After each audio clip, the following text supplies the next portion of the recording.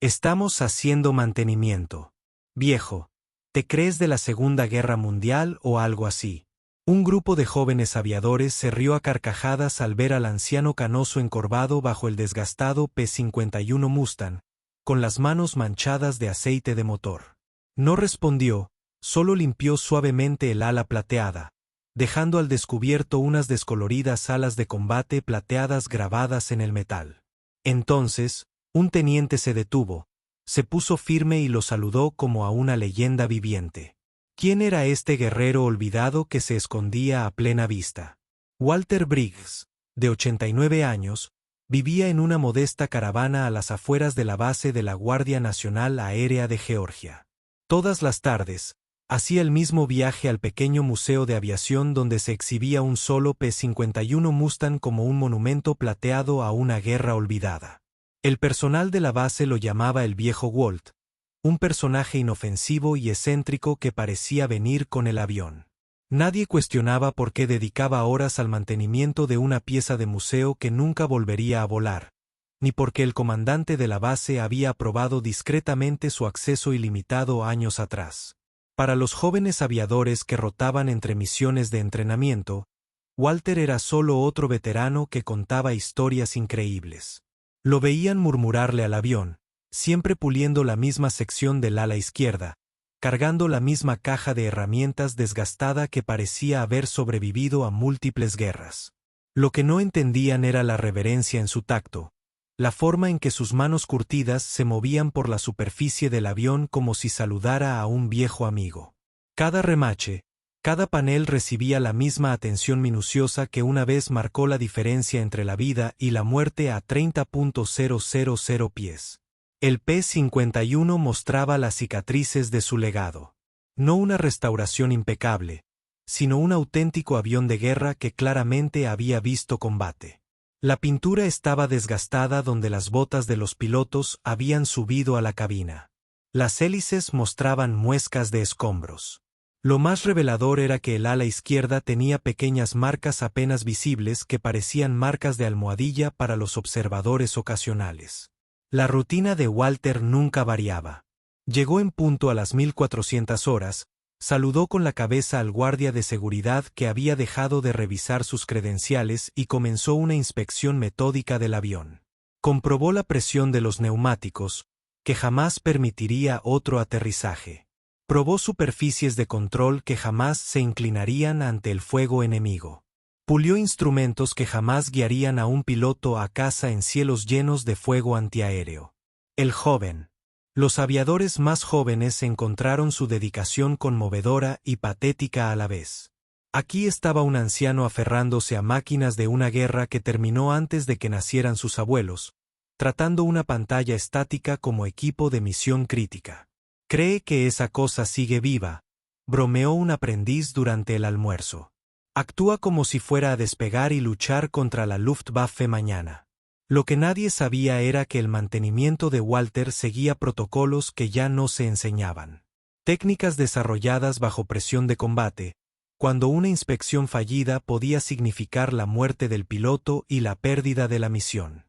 Sus manos se movían con la precisión inconsciente de alguien que había realizado estas tareas mientras los cazas enemigos rondaban por encima y los indicadores de combustible se acercaban al vacío. La descolorida chaqueta plateada que usaba a diario tenía parches tan desgastados que eran casi invisibles. Insignias tan antiguas que la mayoría de los aviadores modernos no reconocerían su significado.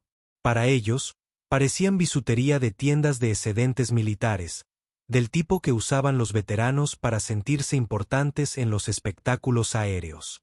Pero de vez en cuando, con la luz adecuada, alguien con conocimientos de historia militar podía notar que los parches no eran reproducciones. Eran auténticos de la época de la guerra, con números de serie y designaciones de unidad que deberían haber estado en el Smithsonian. No en un anciano que pasaba días hablando con una pieza de museo. El secreto de Walter estaba oculto a plena vista, protegido por la suposición de que los verdaderos héroes no parecían ancianos solitarios con las manos manchadas de aceite e historias que nadie quería oír. Una sofocante tarde de viernes, la base organizó un ejercicio de entrenamiento rutinario para un grupo de oficiales recién comisionados. Los jóvenes aviadores habían recibido tareas de mantenimiento e inspección de instalaciones como parte de su programa de orientación. Cuando llegaron al Museo de la Aviación, Walter ya estaba allí, como todos los días durante los últimos 15 años. El líder del grupo, el teniente segundo Marcus Webb, acababa de salir de la Academia de la Fuerza Aérea con la férrea confianza que emanaba del conocimiento teórico y la nula experiencia práctica. Vio a Walter encorvado sobre el tren de aterrizaje del P-51, limpiando cuidadosamente las conexiones hidráulicas con la misma precisión metódica que había demostrado durante años. «Disculpe, señor», gritó Webb con irritación apenas disimulada. «Esta es una zona de mantenimiento restringido. Debe alejarse de esa aeronave inmediatamente». Walter levantó la vista de su trabajo. Su rostro curtido no mostraba sorpresa ni ofensa. Había tratado con innumerables oficiales jóvenes a lo largo de los años que lo veían como un simple obstáculo para el cumplimiento eficiente de sus tareas asignadas. «Me han autorizado para el mantenimiento de esta ave», dijo Walter en voz baja, con el tono mesurado de quien ha aprendido que las discusiones con la autoridad rara vez terminan bien para los ancianos con las manos manchadas de aceite. El teniente Webb apretó la mandíbula. Frente a él se encontraba precisamente el tipo de contratista civil que complicaba la vida militar. Algún viejo parásito que probablemente tenía amigos en los sitios adecuados y creía que las reglas no le aplicaban. «Me da igual el acuerdo que creas tener», espetó Webb, alzando la voz lo suficiente como para llamar la atención de todo el grupo de entrenamiento. «Esto es un asunto oficial. Estamos realizando una inspección de preparación y no voy a permitir que…». Hizo una pausa, mirando a Walter de arriba a abajo con evidente desdén. «Elio Bequilo es algún veterano jugando a ser mecánico mientras nosotros intentamos trabajar». Los otros jóvenes oficiales se reunieron a su alrededor, algunos sonriendo con sorna ante la asertividad de su líder. Ahí estaba Webb poniendo a un civil en su lugar, mostrándoles a todos cómo funcionaba la verdadera disciplina militar. Algunos sacaron sus teléfonos, intuyendo que esta confrontación podría dar pie a contenido entretenido en redes sociales más tarde. «Mira, abuelo», continuó Webb, envalentonado por su público, «seguro que tienes buenas intenciones, pero este no es tu taller de hobby. Estos aviones representan millones de dólares en activos militares. Y, francamente, no me siento cómodo con que personal no autorizado los toque». Walter asintió lentamente, limpiándose las manos con un trapo de taller que había presenciado décadas de situaciones similares. Se había enfrentado a cazas enemigos en el Pacífico, había sobrevivido a accidentes que deberían haberlo matado y había enterrado a más amigos de los que cualquier hombre debería tener que enterrar. La humillación pública de un joven oficial era dolorosa, pero no era lo peor que le había pasado. «Lo entiendo, teniente», dijo Walter, recogiendo sus herramientas con el mismo cuidado que ponía en todo lo que hacía. «Me apartaré de su camino». Pero al alcanzar su chaqueta, que había estado colgada en un carro de herramientas cercano, la manga se enganchó en una pieza del equipo y se le dio la vuelta. Allí, cosido al forro donde normalmente estaría oculto, había un parche que hizo que el subteniente Raymond Huxley se paralizara de risa. Huxley era hijo de un piloto de carrera de la Fuerza Aérea que murió en Afganistán cuando Raymond tenía 12 años. A diferencia de sus compañeros de clase, había crecido rodeado de historia militar y conocía la importancia de los parches de unidad y las condecoraciones de combate que otros consideraban nostalgia de la vejez. El parche estaba descolorido pero era inconfundible. Un Mustang plateado con las alas desplegadas, rodeado de 15 siluetas de avionetas. Debajo, en un texto apenas legible, se leía Triple Ace, Teatro del Pacífico, 1944 a 1945. El rostro de Raymond palideció al acercarse. Sus ojos buscaban en la chaqueta de Walter una confirmación de lo que empezaba a sospechar. Allí, prendido en el interior del cuello, donde nunca se vería a menos que alguien lo buscara específicamente, había un juego de alas de piloto que no eran reproducciones de baratijas de excedentes. Eran alas auténticas de plata de ley con un número de serie que correspondía a una edición de la guerra, con las microscópicas marcas de fabricación que distinguían las condecoraciones de combate reales de las innumerables réplicas que se vendían en las tiendas de recuerdos militares. «Jesucristo», susurró Raymond, tan fuerte que la burla murió en las gargantas de sus compañeros oficiales. Miró a Walter con nuevos ojos, viendo no a un anciano excéntrico, sino a alguien cuya chaqueta contenía artefactos que pertenecían al Museo de la Fuerza Aérea, alguien que llevaba condecoraciones de combate auténticas ocultas a la vista, porque se había ganado el derecho a elegir si el mundo reconocía o no su servicio. «Señor», dijo Raymond, su voz rompiendo el repentino silencio mientras se ponía firme y hacía un saludo militar. «Segundo, Teniente Huxley, es un honor conocerlo». La transformación en el comportamiento del grupo fue inmediata y completa. La sonrisa segura de Webb se desvaneció al darse cuenta de que algo importante estaba sucediendo, algo para lo que su entrenamiento en la academia no lo había preparado. Los demás oficiales bajaron sus teléfonos, sintiendo que estaban presenciando algo que no debía ser filmado ni compartido. Walter miró al joven teniente que había reconocido lo que otros habían pasado por alto. Vio el respeto en sus ojos que no tenía nada que ver con el rango o el protocolo, y todo que ver con comprender lo que representaban esas manchas ocultas. «Tranquilo, hijo», Walter dijo en voz baja. «Solo hago mi trabajo». Pero Raymond permaneció firme, su saludo inquebrantable, hasta que el resto del grupo comenzó a comprender lentamente que estaban en presencia de alguien cuyo servicio a su país le había ganado el derecho a mantener cualquier aeronave que eligiera. Durante el tiempo que él decidiera hacerlo, desde la risa burlona hasta el silencio atónito. Este momento demuestra que la historia no vive en los libros de texto. Vive en las personas que la hicieron. A veces, los metales más grandes son manchas de aceite en manos curtidas, y la gloria más brillante es la sonrisa silenciosa de alguien que regresó a casa. Comenta Mustang si crees en los héroes silenciosos, aquellos cuya cada cicatriz cuenta una historia y cuya cada arruga enseña una lección sobre lo que es el verdadero servicio. El descubrimiento por parte del teniente Huxley de las fallas ocultas de Walter desencadenó una investigación inmediata que transformaría la comprensión general del tranquilo anciano que había mantenido los aviones de su museo durante 15 años. En cuestión de horas, el personal de la base estaba recuperando registros de archivo a los que no se había accedido en décadas, descubriendo un historial de servicio militar que parecía sacado de un guión de Hollywood. Walter Briggs había sido piloto de un Mustang P-51 con el 332º Grupo de Cazas durante los últimos años de la Segunda Guerra Mundial, realizando misiones de escolta de largo alcance sobre el teatro de operaciones del Pacífico cuando la mayor parte de la atención de la guerra se centraba en Europa. Su escuadrón, apodado Tormenta Silenciosa, había sido encargado de las misiones más peligrosas, protegiendo bombardeos en territorio controlado por Japón, donde la resistencia de los cazas era mayor y el margen de error se medía en fracciones de segundo. Los registros oficiales pintaban una imagen de valentía extraordinaria en circunstancias imposibles.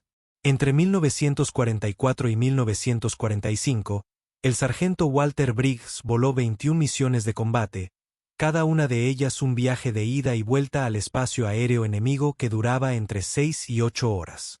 Durante esas misiones, logró 15 victorias aéreas confirmadas contra cazas japoneses, lo que le valió la designación de Triple As, una distinción ostentada por menos de 70 pilotos estadounidenses en toda la guerra. Pero las áridas estadísticas de su hoja de servicio no lograban captar la realidad de lo que implicaron esas misiones. Walter voló bajo un fuego antiaéreo tan denso que los pilotos lo describieron como volar bajo una lluvia de metal. Se enfrentó a 0 cazas en combates aéreos donde la altitud, la velocidad y la toma de decisiones en fracciones de segundo determinaron quién regresaría a casa y quién se convertiría en un nombre más en una lista de bajas que se alargaba con cada semana que pasaba. Su misión más legendaria tuvo lugar durante los últimos meses de la guerra, cuando su escuadrón escoltaba a los bombarderos B-29 en un ataque crítico contra las instalaciones de fabricación de aeronaves japonesas. A 48 kilómetros del objetivo, se encontraron con una formación de 42 cazas enemigos que se alzaban para interceptar a los bombarderos. En el caos que siguió, el compañero de Walter fue derribado, su líder de escuadrón resultó gravemente herido y la formación de bombarderos se dispersó a lo largo de 80 kilómetros de cielo hostil. Lo que Walter hizo a continuación se convertiría en tema de estudio de la aviación militar durante décadas. Volando solo contra todo pronóstico, logró enfrentarse a varios cazas enemigos simultáneamente, aprovechando la posición solar de Cloud y su profundo conocimiento de las capacidades del P-51 para convertir una situación desesperada en una obra maestra táctica. En 23 minutos de combate aéreo, derribó 4 cazas japoneses y dañó a otros 3, lo que provocó la disrupción suficiente para que los bombarderos dispersos se reagruparan y completaran su misión. La misión le salió cara. Su P-51 recibió 17 impactos de fuego enemigo, destruyendo su radio, perforando su tanque de combustible y destrozando la cubierta a su alrededor, volando solo con instrumentos, con combustible chorreando de su tanque dañado. Walter logró llevar su avión averiado de vuelta a la base aérea de Iwo Jima, aterrizando con menos de 2 minutos de combustible en los tanques. Por esa misión, fue condecorado con la Cruz por Servicio Distinguido, la Estrella de Plata y 3 medallas aéreas. Pero lo más importante para Walter fue que sus acciones permitieron que 12 bombarderos B-29 regresaran sanos y salvos a casa, llevándose consigo a las tripulaciones que vivirían para ver a sus familias cuando la guerra finalmente terminara. El desgaste psicológico de un combate tan intenso fue enorme. Walter vio morir a amigos en llamas, aviones desintegrarse bajo el fuego enemigo y cargó con el peso de decisiones de vida o muerte que un joven de 20 años nunca debería haber tomado. Al terminar la guerra, rechazó discretamente las ofertas para continuar el servicio militar, optando en cambio por regresar a la vida civil, donde el riesgo de sus decisiones diarias no se mediría en vidas humanas. Después de la guerra, Walter utilizó sus beneficios del programa Hay-Bill para estudiar ingeniería aeronáutica y finalmente abrió un pequeño taller de mantenimiento de aeronaves especializado en aviones de guerra antiguos. Se casó con su novia de la secundaria, crió 2 hijos y vivió el tranquilo sueño americano que su servicio en tiempos de guerra había ayudado a preservar. Cuando su esposa murió 10 años antes, sus hijos se mudaron a diferentes estados, dejando a Walter solo con sus recuerdos y su inquebrantable compromiso con el mantenimiento de la aeronave que una vez le salvó la vida a él y a innumerables personas. El P-51 Mustang en el museo no era solo una aeronave restaurada. Era el avión real que Walter había volado durante 7 de sus últimas misiones de combate, cuando el ejército decidió donarlo al museo de la base 15 años antes. Walter se acercó discretamente al comandante de la base con una oferta para mantenerlo sin costo para los contribuyentes. Lo que no mencionó fue su conexión personal con la aeronave, ni el hecho de que las pequeñas marcas apenas visibles en el ala izquierda no representaban anotaciones de mantenimiento aleatorias, sino un recuento de derribos que documentaba una de las carreras de piloto de combate más exitosas en la historia del Teatro de Operaciones del Pacífico. Cada día, durante 15 años, Walter había mantenido no solo una pieza de museo, sino un monumento a los amigos que no habían regresado a casa, a las tripulaciones cuyas vidas dependían de su habilidad y al joven que una vez fue cuando la libertad del mundo pendía de un hilo en el combate aéreo sobre el Océano Pacífico. La comandante de la base, la coronel Patricia Hayes, llegó al museo una hora después de conocer la verdadera identidad de Walter. Lo encontró exactamente donde había estado cada día durante 15 años, puliendo cuidadosamente la misma sección del ala, asegurándose de que la aeronave que una vez lo llevó a través del infierno permaneciera en perfectas condiciones para que las generaciones futuras recordaran lo que significaba el sacrificio. Señor Briggs, el coronel Hayes dijo en voz baja, le debo una disculpa. Todos la tenemos. Walter levantó la vista de su trabajo. Sus manos curtidas aún sostenían el paño de pulido que había estado usando. No era necesario disculparse. Coronel, me ofrecí voluntario para este trabajo y lo he hecho con gusto. Señor, con respeto, el coronel respondió, Usted no se ofreció voluntario para tareas de mantenimiento. Se ofreció voluntario para proteger una parte de la historia que usted ayudó a escribir. Hay una diferencia significativa. A medida que la identidad de Walter se difundía por la base, se produjo un profundo cambio en la percepción que todos tenían tanto del anciano como del avión que cuidaba. El P-51 ya no era solo una exhibición estática. Era un monumento viviente a la valentía estadounidense, mantenido por el mismo piloto que una vez lo pilotó en combate contra un enemigo decidido a destruir todo lo que amaba. Las marcas en el ala no eran anotaciones de mantenimiento. Eran un registro de 15 victorias contra la tiranía, 15 momentos en los que la habilidad y la valentía triunfaron sobre adversidades abrumadoras, 15 veces en las que un joven piloto estadounidense lo arriesgó todo para asegurar que la libertad sobreviviera para las generaciones futuras. En menos de 24 horas tras revelarse la identidad de Walter, la base de la Guardia Nacional Aérea de Georgia se transformó en algo parecido a un lugar de peregrinación. La noticia se había extendido por las redes militares con la velocidad que solo se alcanza cuando se descubre algo verdaderamente extraordinario oculto a plena vista. La coronel Hayes convocó de inmediato una reunión de emergencia con su personal superior para abordar lo que, en privado, calificó como el descuido más significativo en la historia de esta base.